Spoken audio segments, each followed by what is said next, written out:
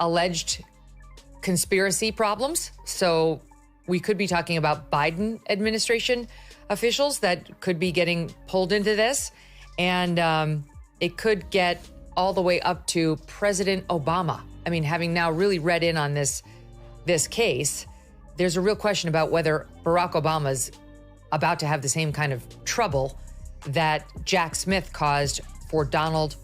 I'm going to go to the next topic here, which is Adam's top topic, talking about Obama saying every man needs a gay friend. So Obama goes Barack, on his wife's podcast, okay? And they're sitting there having this conversation, and it opens, they covered a lot of different things. Right off the bat, they talked about the divorce. Hey, aren't we supposed to be getting a divorce and all this stuff? Just tell me that one day, the intelligence community under Barack Obama was ready to come out and say that the Russians did not interfere in the 2016 election and really had no part in it, and that whole thing was kind of bullshit. Then Barack Obama pulled them all into the White House. They had a big meeting, and then literally the next day, they were like, Russia interfered to help Trump, and leaked it to all the reporters, Washington Post. But think, you're Obama, okay? First go from the Obama's lens. Okay. Obamas are sitting there having to hear people compare Kamala to Obama. Crazy. Do you know what that does to Obama? Do you know Obama is sitting there saying, shut the, that's what Obama's saying internally, right? It all starts with a legacy that was supposed to shine forever.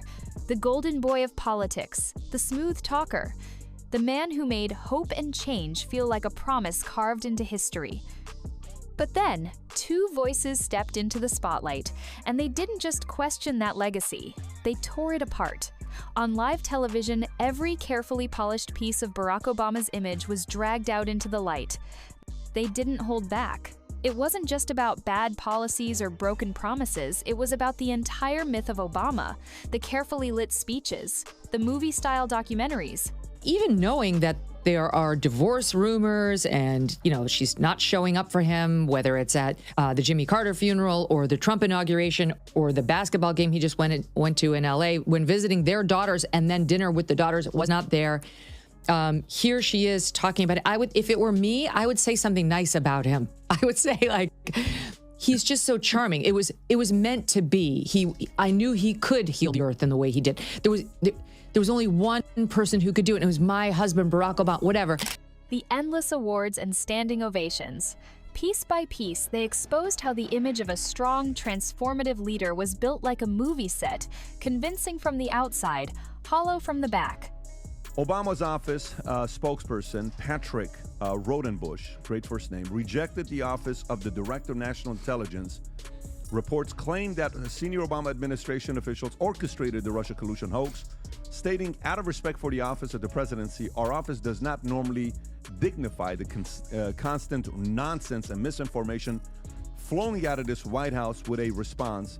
And he called the allegations outrageous and ridiculous, a weak attempt of distraction. They compared him to a president in name only, someone who gave beautiful speeches, but disappeared when the real work began. The idea wasn't just that Obama failed, it was that he never really tried to do what people believed he would. Instead, he perfected the art of looking busy while letting real issues rot behind the scenes. Steele dossier because the boss has told them to get back to him with an assessment that says Russia did interfere and Russia meant to help Trump. And so where do they turn? They don't have it, except in the Steele dossier, which we now know was totally made up. It's been entirely discredited. That was the best evidence they had. By the way, before we continue, don't forget to like this video and subscribe to the channel. It really helps us grow and share more intriguing stories. Now let's continue. Personally, for me, if I were able to run for a third term, Michelle would divorce me. So, it's useful that I don't have that choice to make. I know you have to leave. But Michelle was never wild about politics. Michelle once explained to me, I try to organize my life not to have a lot of mess around. And politics is just a big mess. Because this story, it only gets crazier from here. Now, here's where things start heating up. After setting the stage with the legacy teardown, the spotlight shifts to something stranger, something that left a lot of people raising their eyebrows. Barack Obama shows up on his wife's podcast, and instead of talking policy or world affairs, he jokes about divorce and says something that had everyone doing a double take: every man needs a gay friend. Tell me what place Trump wouldn't go to on media where they would trash him. Where would he not go to? Would he not go to CNN? Would he not go to MSNBC? Would he not go to Jimmy Fallon? Would he not go to Jimmy Kimmel? Would he not go to? Would he not? He went everywhere, right? Now, let me flip this on you. How many times have you seen Obama, Clinton, Hillary, any of those guys Biden go on Fox ever? How many times? The answer is never. It might sound harmless at first, but when you zoom out and look at the context, it feels off. They're sitting there laughing, flirting with heavy topics like separation, and it's all under this weird vibe of staged casualness. And while the media played it like a sweet couple moment, critics saw it differently. They saw deflection. Officials under Barack Obama planned, a lot of this is from Racket News, which everybody should read directly, Matt's group. Intel officials planned a December 9th, 2016 presidential daily brief, which is always from the Intel community for the president, letting him know what's happening in the world. They planned a PDB that would say foreign adversaries, quoting here, foreign adversaries did not use cyber attacks on election infrastructure to alter the U.S. presidential election outcome. A man carefully controlling the narrative, making light of something that might be very real behind closed doors. Rumors of tension between the Obamas had already started swirling. But here he was, using his wife's platform not to address anything seriously, but to charm, joke, and steer the spotlight in a totally different direction. And the people calling him out weren't just whispering, they were coming in full force. Because it wasn't just this one interview, it was the pattern. Let's see if maybe this is a way America can hear me at this moment. Go back to that day 10 years ago. What I think binds it together, all these different strands, a case upholding healthcare, a case declaring same-sex marriage part of our constitutional protections, of mourning. I think what pulls it all together is that no one person did any of that. So he's sitting around on a June Thursday thinking about himself. These moments where it looked like Obama was always ahead of the fire, always shaping the story before anyone else could. But when you look closely, the cracks were there, and what came next made those cracks impossible to ignore. The real storm hit when they went after the Russia collusion narrative, a scandal that rocked American politics for years. But what they revealed turned the entire story upside down. Middle of the night, they wake up. Oh my God, Michelle, bed is wet. What, babe? I'm right here. Babe, is it already November? Did they already announce he's president? No, babe, today's the October 25th. Oh my God, babe. Oh my God, please hold my hand. Please hold my hand. Please hold my hand. Oh my God, it's not here yet. Every night they're going to sleep, wetting their beds. According to inside accounts, the intelligence community originally planned to tell the truth, that Russia did not interfere in the 2016 election in a way that changed the outcome. That was the plan. The report was ready. Then suddenly, everything changed. Barack Obama calls a high-level meeting at the White House. And right after that, boom. A brand new story leaks to the media. Russia interfered to help Trump. More fuel on the fire that there's a potential, maybe a divorce or some sort of rockiness going on in the Obamas' relationship. They both posted these mirrored, very choreographed Valentine's Day messages on X, but he was just seen at an LA, the basketball team, the Clippers, thank you, game without her. And then on Tuesday, he was spotted eating out at a fancy dinner in Sherman Oaks with his both daughters, Malia and Sasha, but again, no Michelle, according to TMZ. It was a total reversal. And it didn't come from fresh evidence. It came from pressure. So where did the so-called evidence come from? The now debunked Steele dossier, a report filled with gossip and false claims, later torn apart by investigators. And yet, that flimsy file became the backbone of a media firestorm, A narrative that took over headlines, fueled impeachment talk, and ripped the country apart. So here is Trump just now. He was just caught on camera saying, well, we'll play both of them in succession. Let her rip. Witch hunt that you should be talking about is they caught President Obama absolutely cold, Tulsi Gabbard. What they did to this country in 2016, starting in 2016, but going up to 2020 in the election. They tried to rig the election, and they got caught. And there should be very severe consequences for that. This wasn't just a political spin. This was orchestration at the highest level, with Obama right in the middle of it, quietly pulling strings, avoiding fingerprints, but still shaping the outcome. While the public watched the drama unfold on television, behind the scenes, it was a different movie entirely. One where the ending was rewritten just in time to protect someone's image. Guess who? Now let's talk about the numbers nobody wants to mention. While Barack Obama was out giving speeches and collecting applause, something brutal was happening to his own party. Under his leadership, Democrats lost nearly 1,000 seats, state and federal. That's not a slip. That's a collapse. A political bloodbath. And yet, even as the foundation cracked beneath him, Obama managed to stay untouched. Somehow, the blame never stuck. He wasn't seen as the guy who lost the House, the Senate, and dozens of local governments. No, he was still the star, still the voice of reason, still the icon giving polished TED Talk-style speeches about unity and hope. But here's the thing, he left his own party in shambles. And that's not all. When the real work needed to happen during midterms, during critical elections, Obama vanished. He wasn't out knocking on doors, rallying support, or taking heat with the rest of them. He was posting playlists, literally, making Spotify content while Democrats were getting crushed at the polls. It became painfully clear, Obama was a brand, not a builder, a speaker, not a strategist. And while others were left to pick up the pieces, he stayed floating above the chaos, cheered on for what? For speeches? Because speeches don't win elections. Ground game does.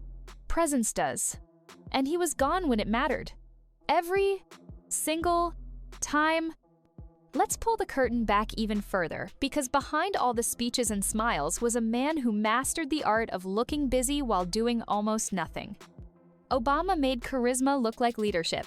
He'd walk on stage, say a few poetic lines about hope, drop a mic-worthy quote, and people would cheer like he'd just passed a historic law.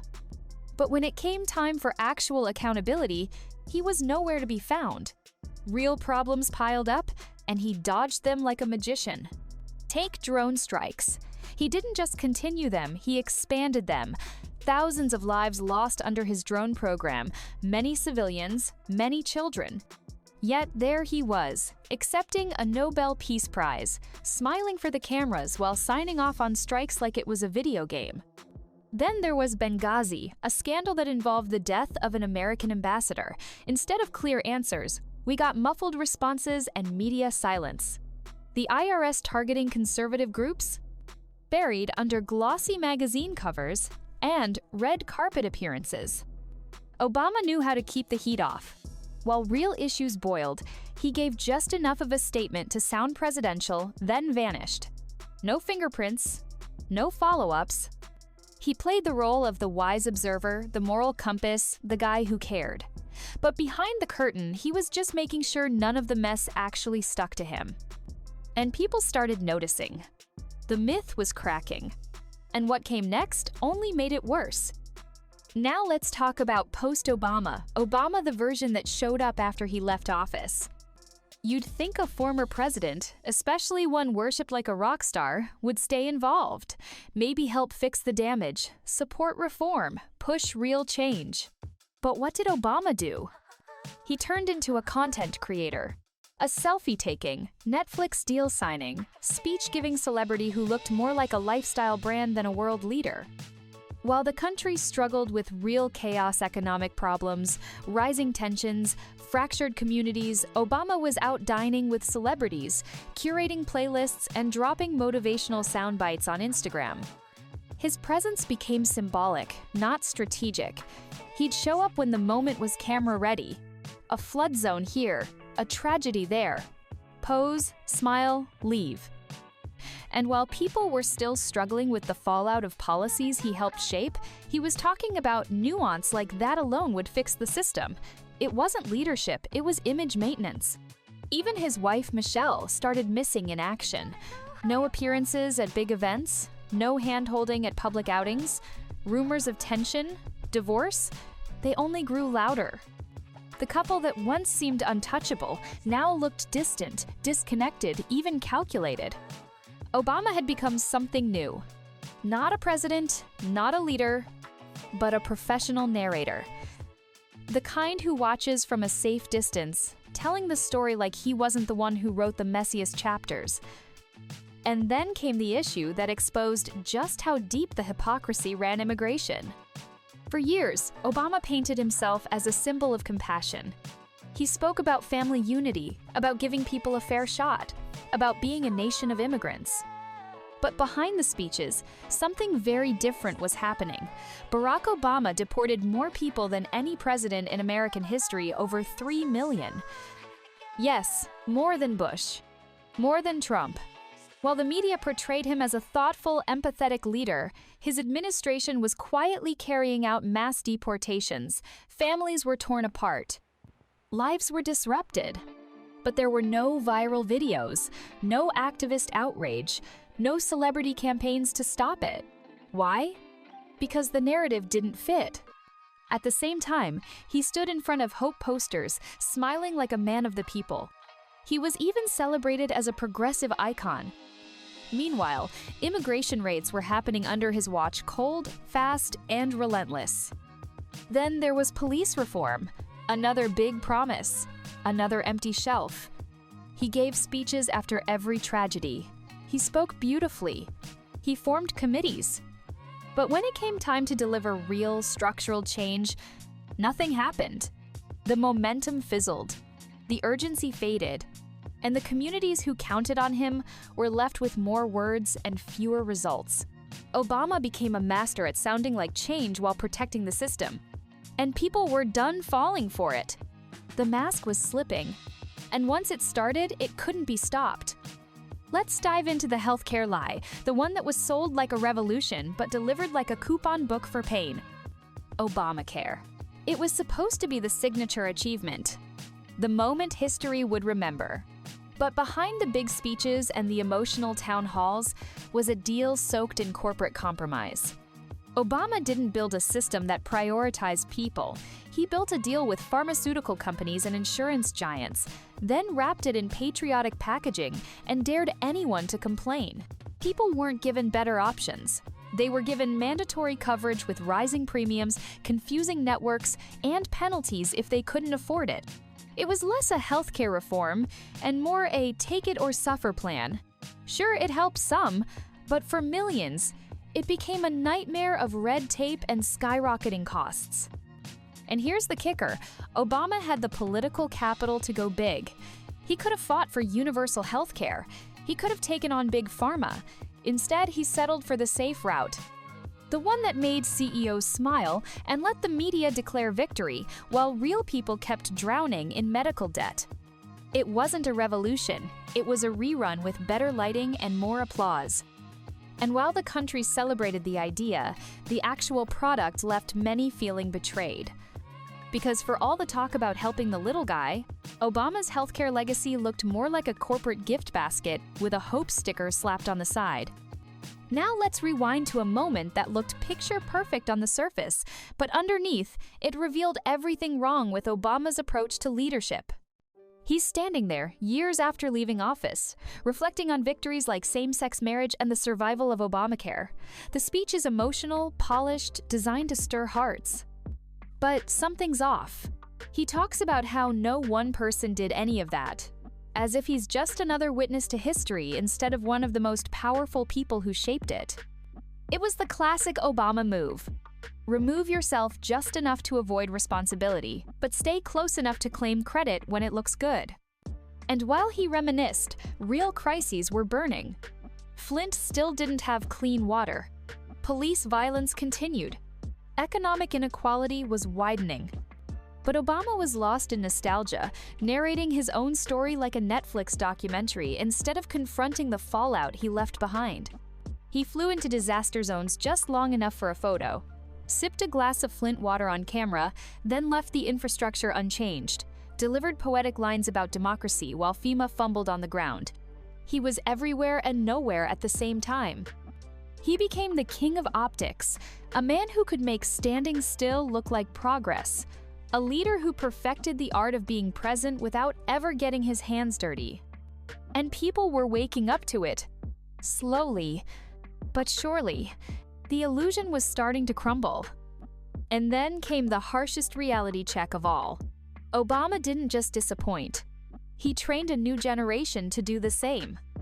While the Democratic Party struggled to find its spine, they kept turning to the same man who left them limping.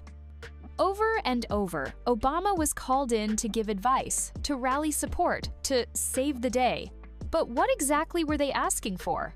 Because when you really look at what he left behind, it wasn't a blueprint for progress, it was a playbook for passive politics. He expanded executive power like it was a hobby, built up the surveillance state, normalized drone warfare, then walked away, untouched, into a life of book tours and billion-dollar brand deals. And the people who followed him? They copied the style, but left out the substance if there ever was any to begin with. He turned leadership into a smooth podcast voice and a polished Instagram caption. And the party adopted that vibe. They stopped fighting, stopped taking risks, started speaking in hashtags and slogans instead of action and results. It's like Obama taught them how to look powerful, not be powerful. He became the mascot of a party that couldn't win its own voters back, a background noise. A man rolled out like a ceremonial ribbon, not a real player on the field. While voters begged for real answers, all they got were soothing speeches from a man who already left the building. But the show wasn't over. Not yet. And now, the final blow, the one that stripped away every last bit of mystique. Because after all the speeches, the awards, the Spotify playlists, and carefully framed Instagram posts, the truth was simple. Obama wasn't leading anymore. He was selling. He became a walking brand, a salesman of memories, a narrator of problems he helped create. And he didn't stop talking. Not when the country needed action, not when his party fell apart, not even when people begged for silence. He kept going, kept spinning, kept promoting the same old illusion, even while everything around him unraveled. While inflation surged, while instability spread, while voters lost faith, Obama was still giving vague lectures about empathy from million-dollar stages funded by the very elite he once claimed to challenge. He'd show up at climate conferences flying private, then lecture the rest of the world on carbon emissions. He'd post about unity while dodging responsibility for deep division. And through it all, he never answered the one question that keeps echoing louder and louder. What exactly are we still applauding? Not the actions, not the results, just the image. The myth is fading, the mask is cracked, and behind it isn't a messiah but a master of performance who wrapped the status quo in elegance and sold it like revolution. If you enjoyed this video, don't forget to hit the like button and subscribe to this channel. Also, drop your thoughts in the comments. See you on the next one.